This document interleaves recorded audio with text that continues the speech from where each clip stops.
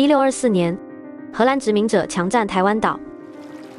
同年，在日本平户港，郑芝龙与田川氏之子降生，乳名福松。命运的齿轮悄然转动。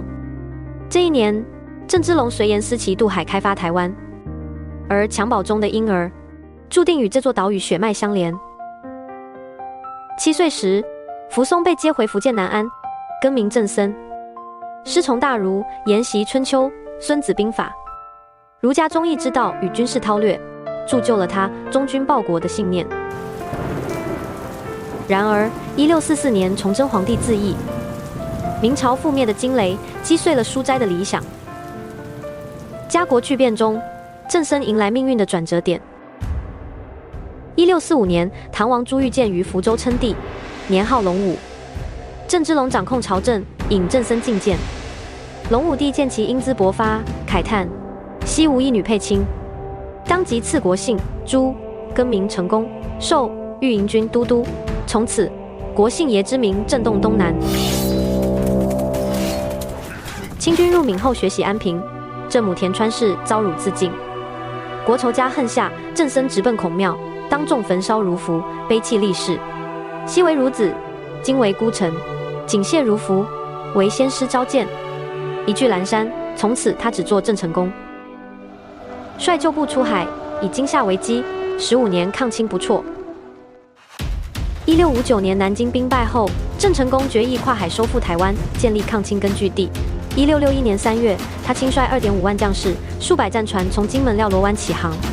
4月30日，大军借涨潮突入荷兰人疏于防守的鹿耳门水道，直抵赤坎城下。殖民者惊呼：“神兵从天而降！”郑军火船焚毁河舰赫克托号，陆战全歼贝德尔上尉率领的240名精锐。荷兰总督奎伊固守热兰遮城，企图以赔款换撤军。郑成功掷地有声回复：“台湾者，中国之土地也。今于既来所，则地当归我。”围困9个月后，断粮断援的荷军最终弹尽粮绝。1662年2月1日，奎伊签署降书，殖民者垂头退出热兰遮城。被侵占38年的台湾，终回华夏版图。这个战争就是咱亚洲加欧洲在世界上的第一场的战争啊，阮新工组也是赢的。国姓爷他是跟整个台湾的历史的脉络是紧紧的相扣的。我们是跟着郑成功来到台湾的，他有一个最终的理想，就是回去我们的故乡。我们希望能够更客观的去了解这一段台湾的历史。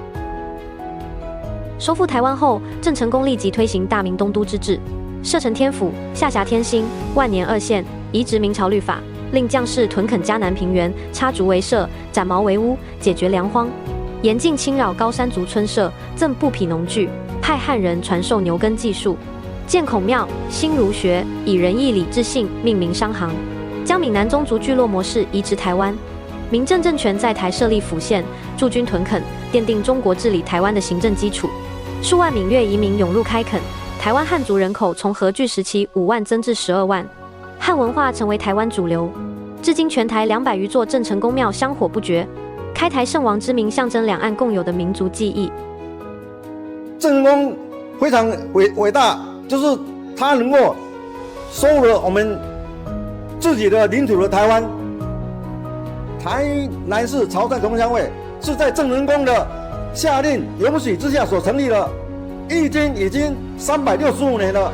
虽然已经365年过去了，我们缅怀感谢郑成功。郑成功焚儒服时，是儒家道统的悲情守护者；东征台湾时，是华夏海权的铁血捍卫者；开发宝岛时，是文明拓荒的孤勇实践者。他以39年的短促生命，将个人命运与台湾的归属、华夏文明的存续紧紧相连。300年潮涌潮落，台湾海峡的波涛间仍激荡着一个名字：郑成功，大明最后的孤岛忠魂。